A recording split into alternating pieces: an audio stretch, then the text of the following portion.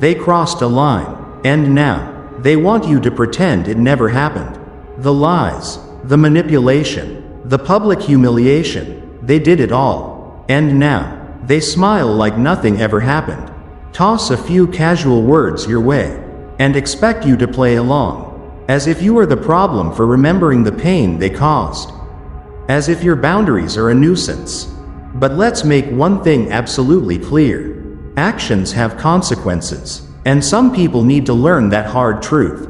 We live in a world full of people who treat forgiveness like it's their birthright. Something they deserve simply for showing up, not because they've changed. They betray you, throw out a half-hearted apology, and then stand back, waiting for you to clean up the emotional mess again. But this time is different. In this video, I'm going to break down 5 brutally honest reasons why some people don't just deserve consequences, they need them. And why holding them accountable isn't cruel. It's necessary. Because when you finally stop letting people trample your boundaries, you're not being too sensitive. You're reclaiming your self-respect. You're ending the cycle. So if you've ever felt guilty for cutting someone off, questioned your right to be angry, silenced your instincts just to keep the peace, this is your wake-up call. Smash that subscribe button, because what you're about to hear might just give you the clarity and courage to stop explaining yourself. Stop excusing their behavior, and start reclaiming your dignity. Reason 1. They were only sorry they got caught. You've heard the quote, "To forgive is to set a prisoner free and discover the prisoner was you." But here's the part no one tells you. That door, it only locks behind you if the other person walks away unchanged. We're surrounded by messages urging us to forgive unconditionally. Scroll through social media and you'll see them. Be the bigger person. Let it go. Don't hold grudges. Sounds noble, right? But often, those messages are weaponized, used to guilt people, especially the kind-hearted and emotionally mature, into tolerating what should never be tolerated, into staying quiet, into enduring repeated harm. Here's the truth they don't want to hear. There's a massive difference between forgiveness and letting someone off the hook. Forgiveness? That's internal. It's for your healing. Consequences? Those are external. They're what the other person earns, based on their actions, not their words. When someone violates your trust, betrays you, disrespects you, stomps all over your boundaries, and walks away without a single consequence, do you know what message they receive? That worked. I'll do it again. It's psychology. People learn from results. Just like a child learns not to touch a hot stove after getting burned. Adults, especially manipulative or emotionally reckless ones, learn what they can get away with based on your response. If hurting you comes with no cost, they won't stop, not because they're evil villains, but because the behavior benefits them and the danger becomes even more severe when the person they've hurt believes that forgiveness means reconciliation, emotional reset, and zero accountability. That's not healing. That's self-erasure. That's handing over your dignity and pretending it was never yours to begin with. This is especially heartbreaking for older individuals. With age often comes empathy, patience, and a lifetime of giving people the benefit of the doubt. But at what cost? And when you don't set consequences, the one who hurt you sees your silence as permission. They'll keep doing it, because there's no reason not to. Long-term friends might brush off cruel remarks with a simple, "That's just how he is." Spouses endure betrayal in silence just to preserve the peace at home. And all the while, the one who crossed the line gets exactly what they wanted. No resistance. No accountability. Just more access to your time, your trust, and your peace of mind, thankfully. Stoic philosophy offers a powerful antidote in situations like this. The Stoics taught us, we cannot control the actions of others, only our response to them. But that response doesn't have to be passive. Marcus Aurelius once said, "You have power over your mind, not outside events." And once you truly realize that, you'll discover a strength within you. That strength is the ability to set boundaries. That strength is having the courage to say, enough, not out of spite, but out of self-respect.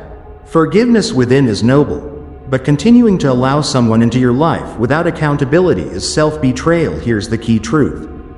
Holding someone accountable isn't cruel, it's clarity. It's not punishment. It's not revenge. It's simply showing them the mirror. If they lie to you, the natural consequence is that you don't trust them anymore. If they violate your boundaries, the natural response is creating distance. You don't have to yell. You don't need a dramatic confrontation. You just let their actions write the new rules of the relationship from this point forward. And that helps them grow, if they're capable of growth. Someone truly remorseful will understand that healing requires consequences. They'll accept the pain they caused. They won't pressure you into pretending it never happened. They'll sit with the discomfort of your silence, your distance, and your firm boundaries, because that discomfort is their teacher. And if they don't learn, if they guilt trip you, gaslight you, or turn your boundary into a new offense, then you've received the clearest answer of all. They were never truly sorry. As we just mentioned, if someone is truly remorseful, they'll accept the consequences. But what if they're only sorry because they got caught? Some people apologize not out of genuine regret, but simply because they were exposed. So the next time someone tells you to forgive and forget, remember this: forgetting is optional. It's not an obligation. You can forgive in silence. But consequences? Those must be earned. And if someone keeps showing you their true colors through harmful patterns, cruel words, or repeated betrayal, it's not your job to unsee it. In fact, it becomes your responsibility to protect yourself from it. Now, let's move to reason 2. When disrespect becomes a pattern, it's no longer accidental, it's intentional. Think carefully about the person who's hurt you more than once. Not a slip-up, not a misunderstanding, but a repeating pattern of behavior. Maybe it's a sibling who always finds a way to cut deep during every conversation, just enough to hurt, never enough to cause a scene. Or an adult child who only calls when they need something, and somehow always disappears when it's your turn to ask for help. Or maybe it's a longtime friend who turns cold the moment you're struggling, but magically reappears the second your life looks put together, just in time to take credit for being there. And if you've lived long enough, chances are you've felt that exact moment. A switch flips inside, a quiet realization. You suddenly see it clearly. This isn't forgetfulness. It's not stress. It's not an accident. What you've been calling mistakes are actually choices. Repeated, deliberate, calculated. It's like standing in the rain, then looking up, only to realize the downpour is coming from someone standing above you, holding a watering can and smirking while pretending to care. I once knew a woman, let's call her Evelyn. She retired early to care for her ailing husband, and when he passed, she found herself more alone than she had ever been. Continuing Evelyn's story, a kind-hearted, devoted woman slowly waking up to the repeated patterns of hurt coming from someone she loves. One of her daughters began calling more often. She would visit occasionally, helping with errands here and there. To Evelyn, it felt like a precious gift. She would smile and tell her neighbors, "She's really showing up for me now." But over time, that help began to feel conditional. The daughter started dropping hints, how hard life had been, how much she was sacrificing to be present. Evelyn, caught between gratitude and guilt, started covering a few bills. Then came small loans, then new credit cards. And whenever Evelyn hesitated, her daughter would disappear for days, only to return with apologies and excuses. She was just stressed, overwhelmed, and the cycle began again. This repeated loop, this exhausting cycle of kindness followed by guilt, then silence and reappearance, it kept turning. Like a wheel, Evelyn didn't know how to stop. What she didn't see, what so many in her position failed to see, is that these cycles of disrespect are rarely accidents. They tend to follow a pattern. It starts with a boundary being crossed, a lie, manipulation, or emotional cruelty. Then comes the minimization. It wasn't that serious. Or you're overreacting. Or can't you take a joke? Then there's the charm phase. A sweet gesture, a kind word, a check-in call that feels sincere, just enough to lower your guard. And inevitably, the disrespect returns, the kindness fades, and the pattern starts again. This isn't random. Modern research and clinical psychology confirm what the Stoics knew centuries ago. People who benefit from crossing others' boundaries rarely stop, unless consequences make them. And why would they stop? The system works perfectly for them. And for people like Evelyn, kind, loyal, and deeply uncomfortable with confrontation, consequences never seem to come. So the damage grows, quietly, consistently. One of the most powerful tools to start breaking this cycle is documentation. Not for revenge, but for clarity. Because the human mind forgets, especially when emotional manipulation is involved. A simple note, the date, time, what was said, how it made you feel, that becomes a mirror. And when Evelyn finally began to write things down, she saw the pattern clearly. The broken promises, the temporary kindness, the way affection always aligned with financial requests. After Evelyn wrote everything down and finally recognized the pattern of repeated harm, the confusion began to lift. What once felt like a fog became a structure, clear, defined, and something she now had the power to walk away from. It was no longer a haze of doubt or uncertainty. It was a system, a cycle made up of familiar steps and repeated behaviors. And the most powerful realization? She could choose to step out of it, but even more important than documentation is something far deeper. Learning to trust yourself again. You know that feeling, don't you? That subtle tightening in your stomach after a certain conversation, the emotional exhaustion that lingers once someone leaves the room. That feeling isn't random. You're not being overly sensitive, that is your inner voice, your intuition. It's ancient, it's not paranoia, it's self-preservation. It's wisdom that has grown with you over the years.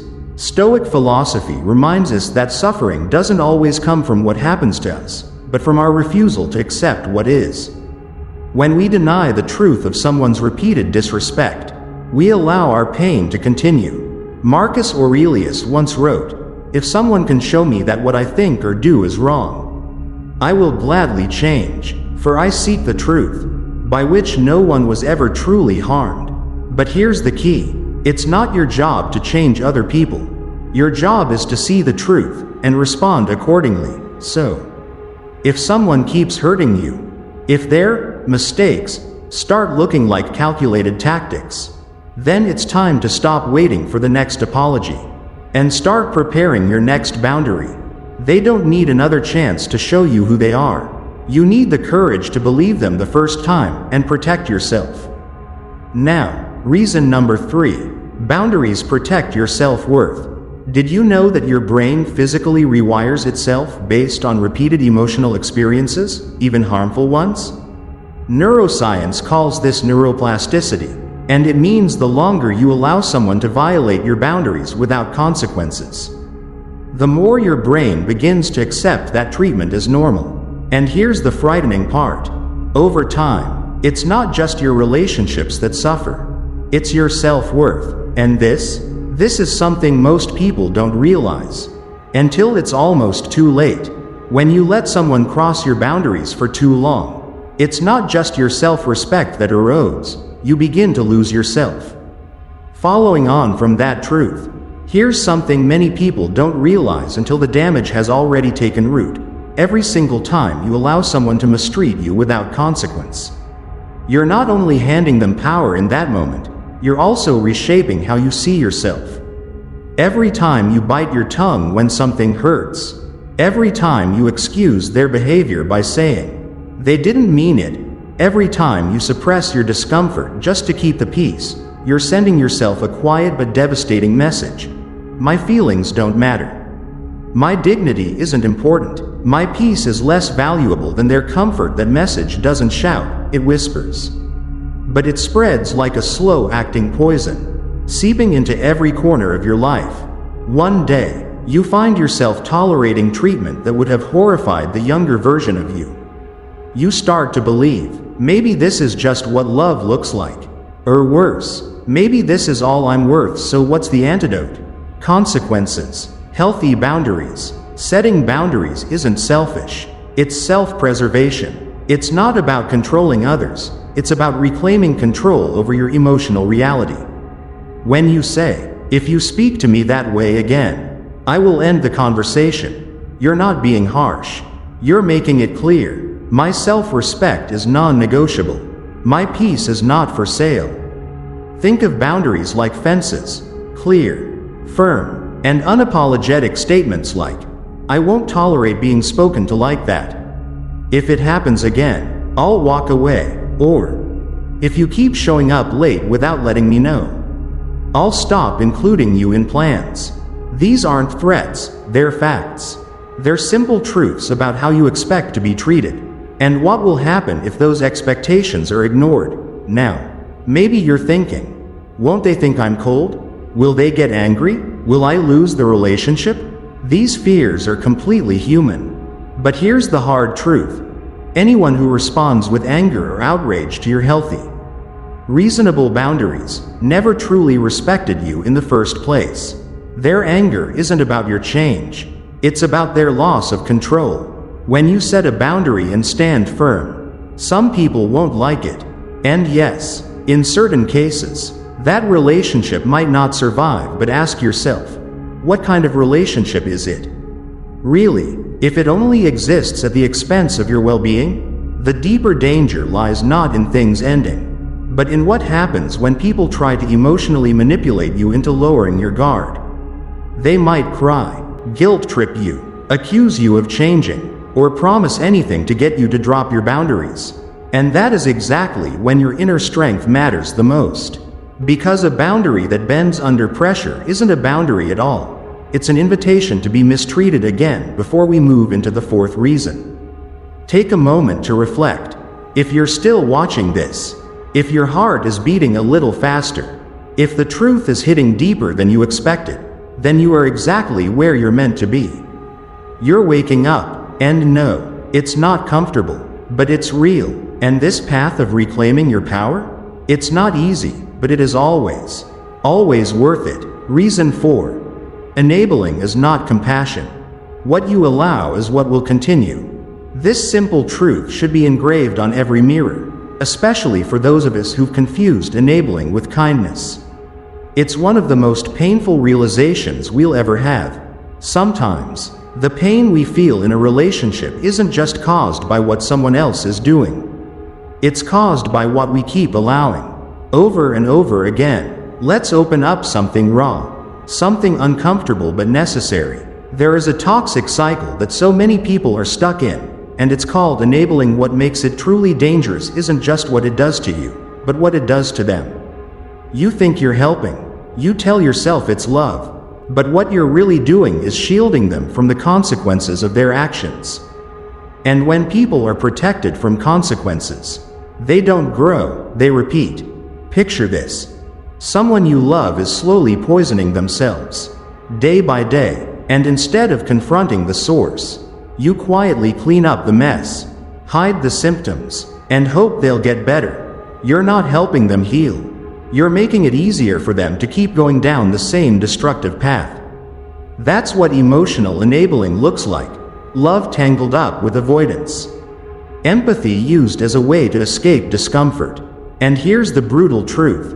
When someone hurts you, and you forgive them without demanding real change, you're not giving them accountability, you're giving them relief. And that relief becomes a permission slip to hurt you again. The pattern locks in quickly. A boundary gets crossed, right pointing arrow, an apology follows right pointing arrow, forgiveness is given, right pointing arrow, and the cycle repeats. You both sink into a rhythm of dysfunction, where your own hope becomes the very trap that keeps you stuck in pain.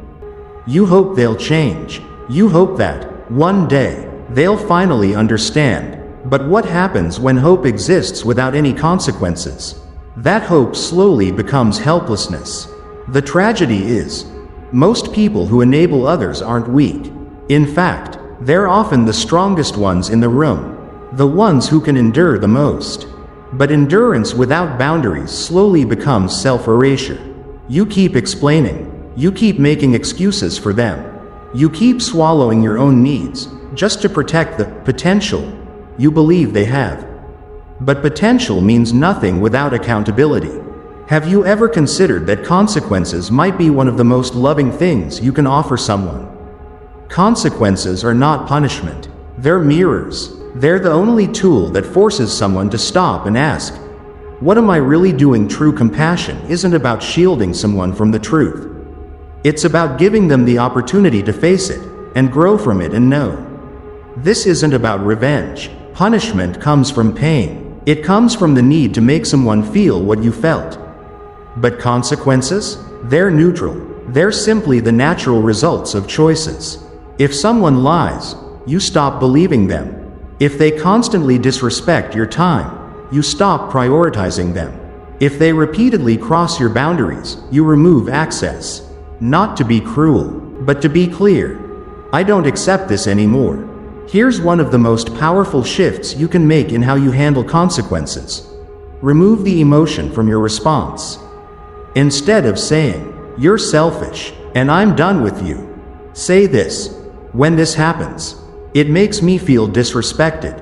If it continues, I won't be able to stay in this dynamic. One version blames.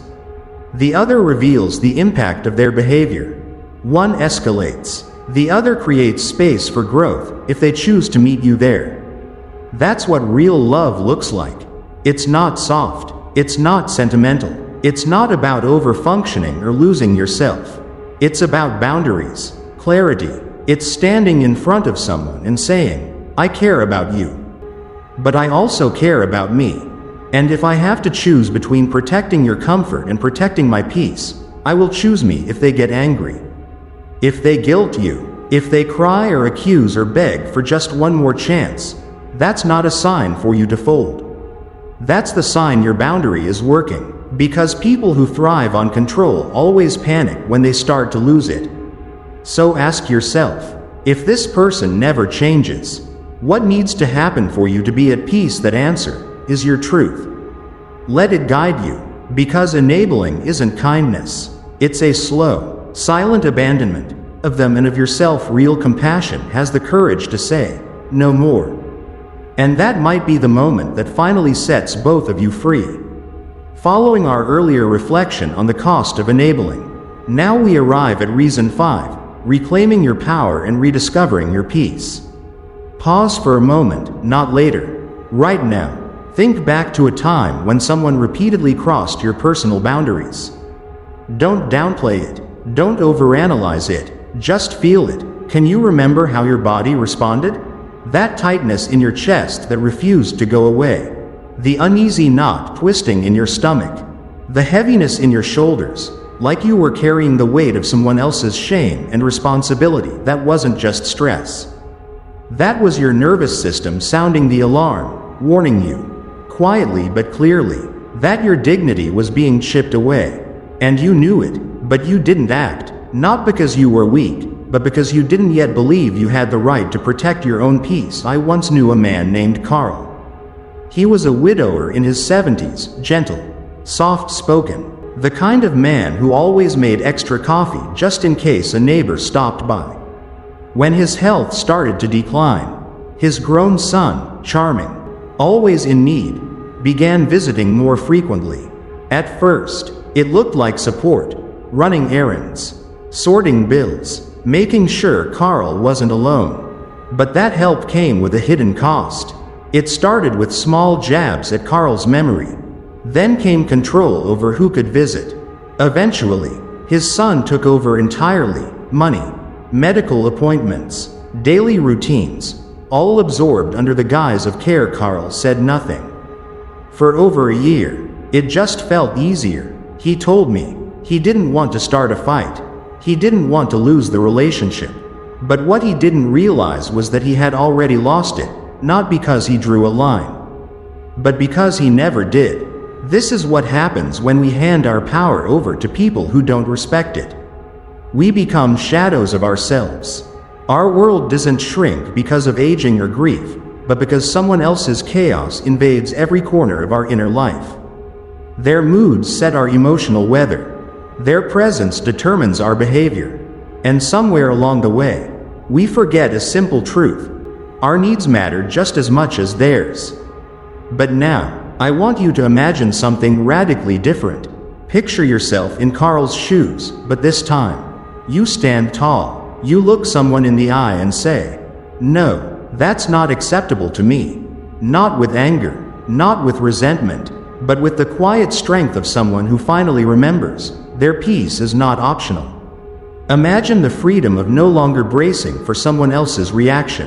Imagine waking up and knowing your life belongs to you again. That vision, that lightness, that sense of expansion, it's not a fantasy, it's possible. You already know what you deserve. Now it's time to protect it. And that begins with one powerful decision: to enforce the consequences. Because setting boundaries isn't about punishing someone. It's about liberating yourself. When you hold your line with consistency, something remarkable begins to happen. You stop reacting impulsively. You stop replaying imaginary arguments in your head. You stop bracing for the next wave of disrespect. Instead, you start to truly live again, with your full energy restored, no longer scattered by chaos. Still, let's be honest, it's not easy the moment you begin enforcing consequences. Guilt often returns like an old, familiar ghost. You'll hear that inner voice whisper, "Am I being too harsh? Should I give them one more chance?" But here's the truth. That guilt doesn't mean you're wrong, it means you were conditioned to value other people's comfort over your own peace of mind. And the more you practice holding your ground, the clearer everything becomes. You begin to recognize the difference between healthy compassion and the kind of guilt that slowly destroys your well-being. There's another crucial distinction to make. Revenge versus justice. Revenge is fueled by pain. It wants to make the other person suffer. Even if you win, you're left feeling empty. But justice is something else. Justice restores balance. It says, "This is harmful, and I refuse to be part of it anymore." Justice heals, revenge burns. And here's a hard truth that many people never come to accept. The person who hurt you may never apologize. They may never take responsibility. They might continue to live unaware, or worse, proudly defiant. But their growth? It's not your responsibility. Your job is to protect your peace, honor your truth, and make choices that serve your highest good, whether they change or not. So ask yourself the most important question. If this person or situation never changes, what do I need to do to create peace in my own life? That answer is your compass. This journey will not be flawless. You'll wobble, you'll question yourself, you might slip into old patterns. That's okay. Each time you reassert your boundary, you strengthen your inner integrity. Each time you follow through with the consequence, you rebuild trust with the one person who matters most, you. And let's make this perfectly clear. Mercy is for the truly remorseful, not for repeat offenders who mock your boundaries and keep crossing the line. We've just walked through 5 raw and unflinching truths. Why some people absolutely need to face the consequences of their actions. From the myth of endless forgiveness, to recurring patterns of disrespect, to the quiet erosion of your self-worth when you keep enabling bad behavior. Each truth has led us to this final realization. You deserve peace more than they deserve another chance. Anyone who expects unlimited forgiveness without changing their behavior, they're not sorry. They're entitled. And anyone who keeps crossing your boundaries, they're showing you exactly who they are. Believe them. Don't wait for another apology laced with manipulation. Don't wait until you're so emotionally numb you can't even respond, because the longer you wait, the heavier it all becomes. Yes, setting consequences feels uncomfortable. But do you know what's worse? Living a life that's been edited, dimmed, and shrunken, just to accommodate someone else's chaos. Don't do that to yourself. If this message speaks to your heart, hit that subscribe button right now. You're not just watching a video. You're rebuilding your self-respect. Start small, but start today. And the next video waiting for you? It's not random. It's your next step toward becoming the version of you who never apologizes for having standards.